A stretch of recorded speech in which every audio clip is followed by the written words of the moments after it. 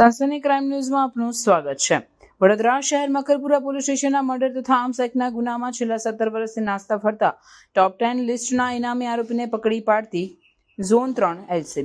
LCB zone 3 ટીમના માણસો દ્વારા નાસ્તા ફરતા ગુનાઓના આરોપીઓની શોધખોળ દરમિયાન હ્યુમન ઇન્ટેલિજન્સ તથા ટેકનિકલ ઇન્ટેલિજન્સની માહિતી મળેલ કે સન 2008માં મકરપુરા પોલીસ સ્ટેશન વિસ્તારના તુલસીનગર જશોદા કોલોની ખાતે રાઇફલ અથવા દેશી તમંચા જેવા હથિયારથી કપાળના ભાગે ગોળી મારી હત્યા કરેલ ગુનાના કામના અલગ અલગ આરોપીઓ પૈકીનો હરીશ ઉર્ફે હરીશ્યામ સંપત પાસવાન મૂળ રહેવાસી પુકરિયા ગામ મદનપુર જિલ્લો દેવરિયા ઉત્તર પ્રદેશનાનો આજ દિન સુધી પકડાયેલ ના હોય તથા આરોપી વિરુદ્ધ CRPC કલમ 70 મુજબ વોરંટ ઇસ્યુ થયેલ હોય અને આરોપી વડોદરા શહેરના નાસ્તા ફરતા જાહેર કરેલ ટોપ 10 લિસ્ટમાં સામેલ હોય તથા તેની ઉપર 10,000નું ઇનામ પણ જાહેર થયેલ હોય તે આરોપી છેલ્લા 17 વર્ષથી ધરપકડ ટાળવા ગુજરાત બહાર ઉત્તર પ્રદેશના અલગ અલગ શહેરોમાં રહેતું તથા થોડા સમય પહેલા હૈદરાબાદ ખાતેથી પરત પોતાના વતન આવ્યો છે।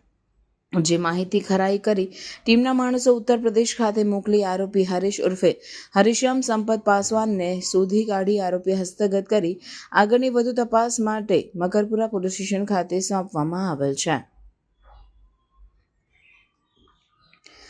ગુનો દાખલ થયા બાદ ગુનાવાળી જગ્યાને વિઝિટ કરતા મળેલ પુરાવા, મોબાઈલ કોલ ડિટેલ્સ, મરણ જનારના સગા સંબંધીના નિવેદનો તથા ઓળખીતા વ્યક્તિઓની ઝીણવટપૂર્વક પૂછપરછ તપાસના આધારે જે તે વખતે પોલીસે નાસી જનાર ત્રણેય ઇસમોની ઓળખ કરેલ, જેઓના નામ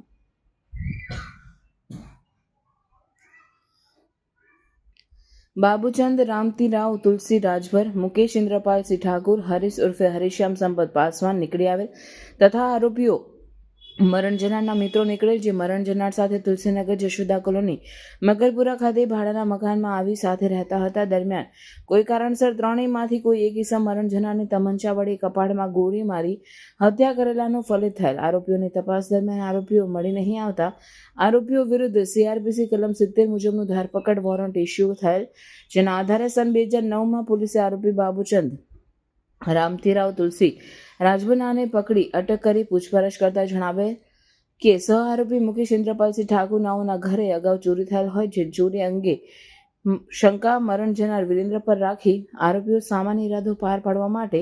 ભાડે મકાન રાખી આરોપી મુકેશ ઠાકુર નામે મરનારને દેશી તમંચાથી કપાળમાં ગોળી મારી મૃત્યુ નિપજાવેલ હતું। સનસની ક્રાઇમ ન્યૂઝ ને સબસ્ક્રાઇબ કરો અને બેલ આઇકન દબાવી તાજી અને સચોટ ક્રાઇમ સમાચાર સૌથી પહેલા મેળવો।